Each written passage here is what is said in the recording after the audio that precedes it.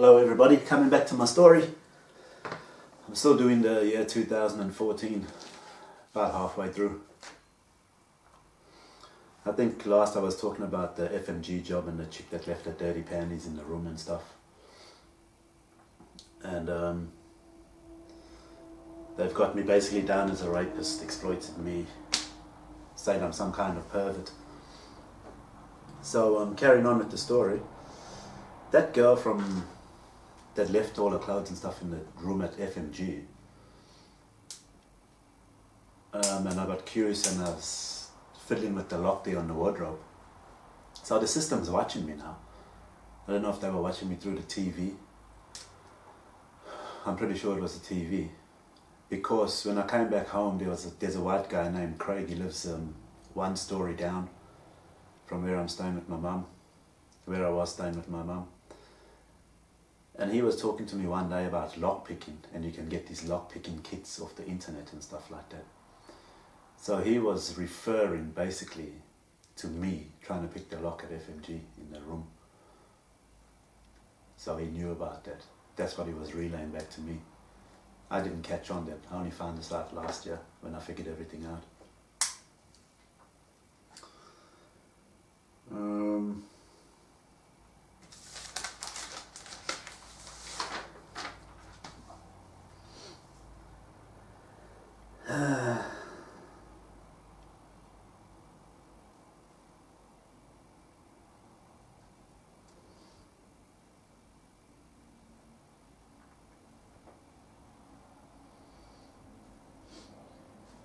Yeah, so, and I didn't get that job due to a conflict of interest apparently, and obviously because they're trying to call me some kind of pervert or something, or following me around, or something to do in my personal life that's got nothing to do with work. So that's another job that fell through, because everybody's exploiting me.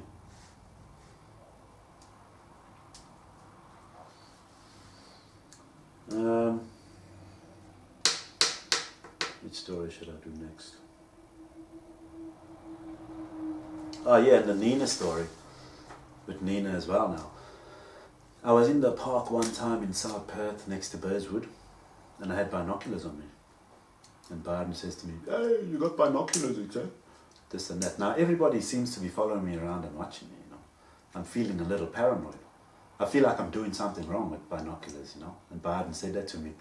And now I realized it's reference to one time I was in the park there where Byron and Nina used to stay, and I had binoculars on me. Now people are trying to say that I'm a peeping Tom or something, that I go around looking into people's houses and crap like that. You know what I'm saying? I've never looked through my binoculars at anybody in their houses and shit like that, or Nina. You know what I'm saying? So now they think I've been looking at Nina or something through binoculars, because they had me discuss the story with myself. I haven't discussed these stories with anybody. It's because they can tell what I'm thinking when they show somebody on Facebook, and whatever I think of that person, they know. Due to technology, they've got the technology to hear what I'm thinking on the inside.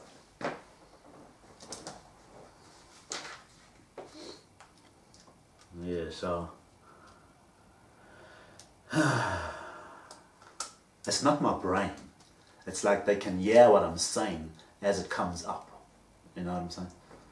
I'll explain it later. Technology. Okay. So now they think I'm some kind of pervert or this and blah blah blah. There's Moneeba. Moneeba was trying to contact me, well, through Facebook for ages. Anyway, I won't talk about the Facebook thing. So basically everybody that was contacting me on Facebook was fishing from me for information. The system got them to contact me or get in touch with me, and then the system can tell what I'm thinking with their technology.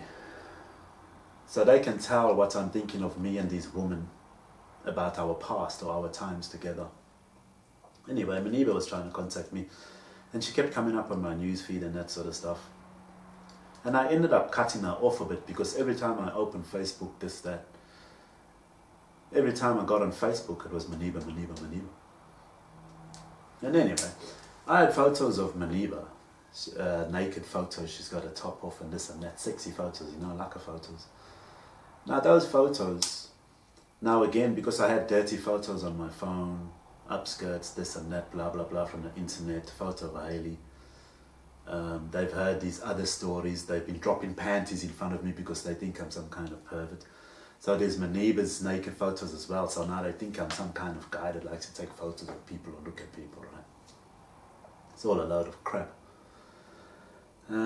Those photos, man, were from about 2006 or 7 or something. I used to catch up with Moneeba then and Rudy. I think Rudy had those photos. Moneeba sent Rudy those photos and I got them somehow.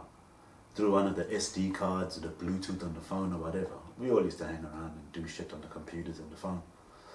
And that sort of stuff. So that's how they got onto my phone or whatever.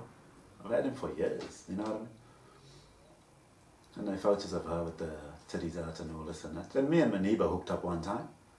You know what I'm saying? So it's not like I haven't seen that. You know what I mean? I went to her house one time and we got together, started pashing and all this. Yeah, so people are making up other stories. They put in this pictures of her with a picture of Hailey and all these other naked pictures, and then calling me some kind of deviant. So now, let's see.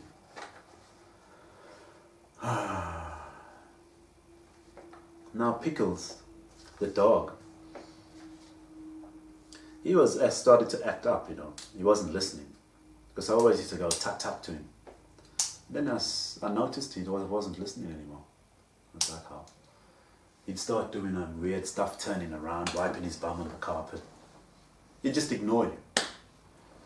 And anyway, and he used to do this gangster walk, you know, like that, when we walk into the park. Little did I know that the system is controlling the fucking dog. They got the dog to do whatever they wanted to do. I don't know whether they use dog whistles, you know, with the high frequencies and all that. This dog is trying to act up like a fucking idiot, he said. To make me a stupid, to make me look like a stupid dog. So he's not listening, he's doing this and he's doing that. People are taking the piss out of me. So every time I take him for a walk, he's not listening to me. He's doing his own thing. And then I used to wonder, he used to stop just before we got to the park.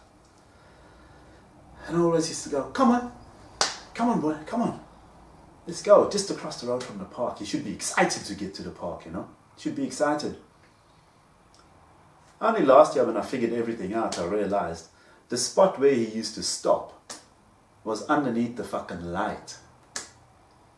See, because people are trying to make me blind because they think I'm some kind of pervert or fence jumper. So they're fucking trying to make me blind now. They're trying to ruin my vision. So this dog used to stop, and when I look at the place now, he used to stop right under the light. So when I look back at him, I'm staring into the light. People are messing with my eyes from them because they think I'm this sinister, deviant dude. Anyway. That was the dog. And when he used to do this gangster walk, I used to think it was comical. I was like, hey, little gangster. You know what that was for? It was to put me off my fucking walking gait. Because sometimes I'll take the dog for a walk and I would have had a smoke before. You know what I'm saying? So this dog is fucking walking like that. Is to make me lose my rhythm while I'm walking.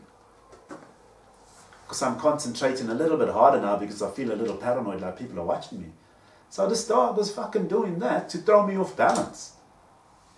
It wasn't to be cute or any shit like that. It's what people do now in my life. They're trying to make me walk and fucking lose balance, lose my rhythm.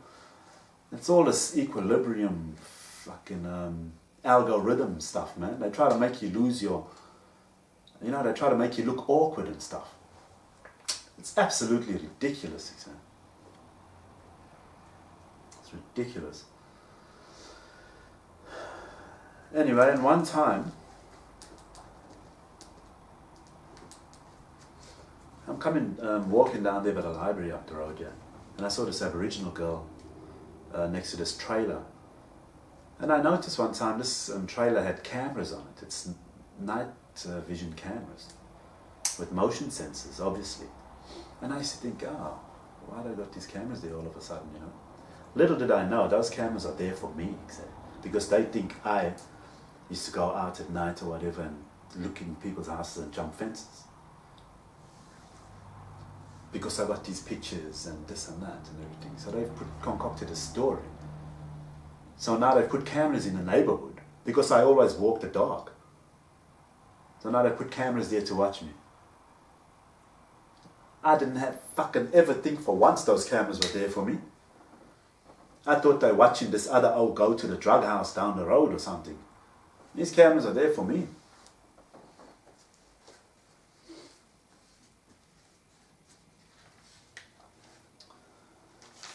I was going to Renee's party, Renee Cooper, one time, and I wasn't feeling that great. And I thought, I got just up the road.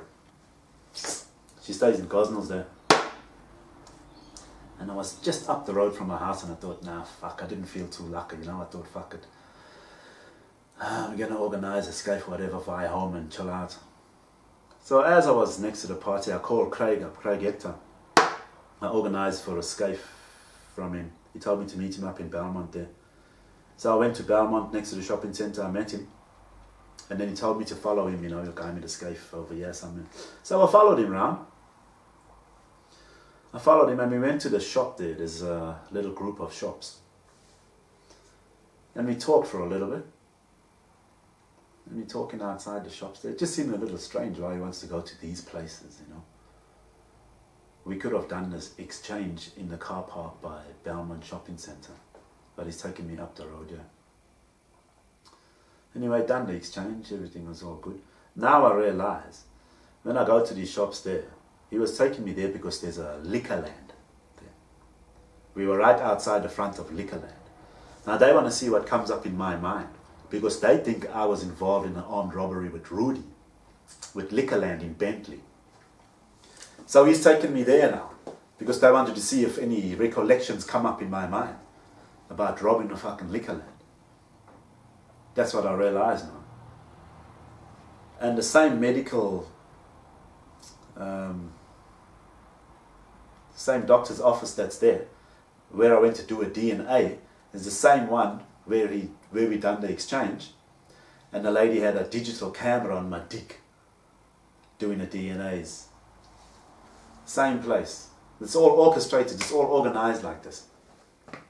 I only realised this last year.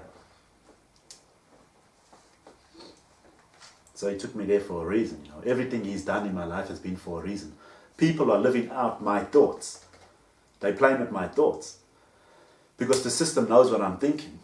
So they know about events in my life, in my past. So they're playing it out in front of me. And I didn't know, they're trying to give me reminders about my past, which I don't need. They made me a criminal and all these things about my past, except I haven't done anything to no one.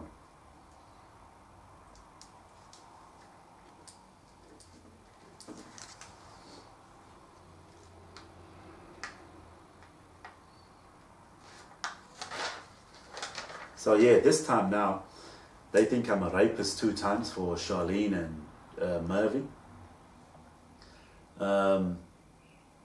They also are holding my progress back in life because of Hailey.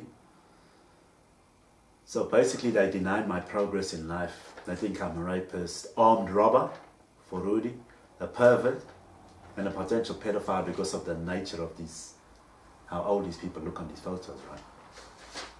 From the internet that were on my phone one night. So now they've made a plan. I didn't know this. My leg, I don't have avascular necrosis. They've made a plan now to shut me down in my life because they say I'm all of these things.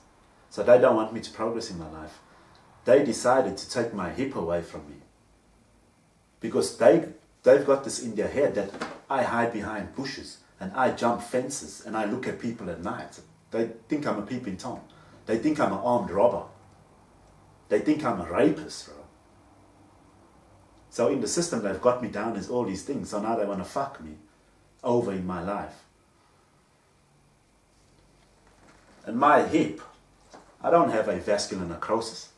It was all made up shit. I found this out last year in 2017. So even at my work, they've got all my work groups and colleagues are all fucking bullying me. I only realized this last year. They were all bullying me, treating me like a cake. My whole life's been a fake from 2011. The system's been orchestrating what happens in my life. Every time I went to the airport, because I like to do things quite simply and get them done, you know. And the system knows how I think. They've been watching me every single day. They've been making my life hard. I didn't know, and I was still carrying on in my life, going about my business. Yeah, it's all good, man, no worries. Every time I went to the airport, my name would not come up on the freaking computers. Every time. So I had to go ask the lady and I had to wait. This is part of how they're making my life hard. I had to wait for the lady to come. I had to go ask her about my ticket. I had to go find out. Everything I do, they've made it hard for me. I've got to go that extra mile and I've got to try hard to get things done. They've been making my life hard. I didn't know that. Because of my past. There's no even deviant shit in my past, or I never intentionally meant to hurt anybody in my past. I never meant to get drunk and mess around with my cousin.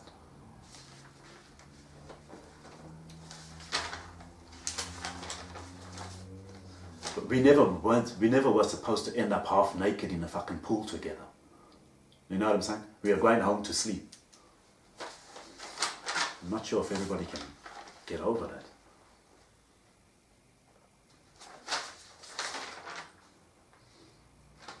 So this is what the system's doing to me now.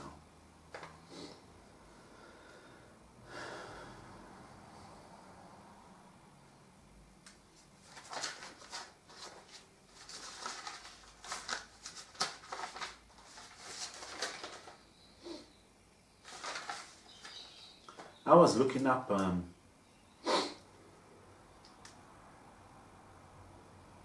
I've got a pen camera for about 7 years. I've had it for about 7 years or more now. And I used it at the Brownie Towers once to see if someone was coming into the house while I'm gone. Mum and Noel were gone. And I was positive someone's coming into the house. It's a home's worst place. A lot of people around. And guys were talking about someone having a skeleton key. So I put it up on the shelf once and pointed it to the door to see if anyone came in or not. But after a while I realized, when I realized people have been watching me, it was totally fucking pointless. They can see everything I do. They know everything, every move I make. They know what, they know how many heartbeats my heart is going a minute right now. Once I was looking for Hailey's house, right? When she was staying in Southern River Road, Goslings. I'm looking it up on the NG8010. I'm looking up Southern River Road. And on that same road, just up from where she stays from the house number, there's I couldn't see a car or whatever, and so I didn't end up going there. But up the road, on the GPS, it's got ALLANS BUTTS, and it's got this little bobcat symbol. You know what I'm saying? It's like they're taking the piss out of the Allans, or out of me. It's got ALLANS BUTTS and a fucking bobcat there. You know what I'm saying? People got my fucking internet hacked and they joking around like this. They taking the piss out of me. They got ALLANS BUTTS and a bobcat there. Just up the road from where Hailey stays. I looked up Mervy's address when I finally found it in 2013 or 14 or whatever. 2013. I looked up her address, Rochester Place there. And after that it's got Mervy, pin drop. It's like the pin drop, like that's the one we're talking about. Fucking playing mind games with me like this. At that time I wasn't thinking much. I'm thinking, oh, ALLANS BUTTS and a bobcat. And I look up Mervy's name and it's like pin drop. It's like, ah. Now I realize that's what it was. The fucking system was playing the fool with me. Making a cunt of me. I mean, this is major fucking shit. They've been following me around. Orchestrating my life. Not for progress, for my demise, yeah. my resumes that I was handing out all the time, I was wondering why. Every time I try to do it or pick it up on the internet to bring it up, fucking it's all scattered. It's all fucking scattered. You know? And I don't know that much about the format and all this and that, but it was the fucking system, fucking up my shit. You know, every time I came back from work, I'd send out my resumes, Gorgon, fucking Roy Hill, FMG, all these construction jobs, Wheatston, and all that. I never got replies. I don't think that my resumes were going because the system was halting my progress. So my resumes weren't going nowhere. They were going straight into someone's trash can. They were orchestrating these little crappy jobs for me around here. And all the work crews in these jobs were orchestrated to bully me and treat me like a cake. Can you believe that shit? This whole time I didn't know until last year I found out this. In this last year I found this out. That my work life, they came to my work and fucked up my whole work. They made a cunt of me. That's my whole future. I didn't think they could mess with your work. Who can do that? The system. That's the Salvation Army. This is the system that's got the power to tell people to treat me like a cunt in major companies and major events, on construction sites and work sites. BHP, Rio Tinto. You know what I'm saying? I'm the focus of their attention for failure to treat me like a cunt.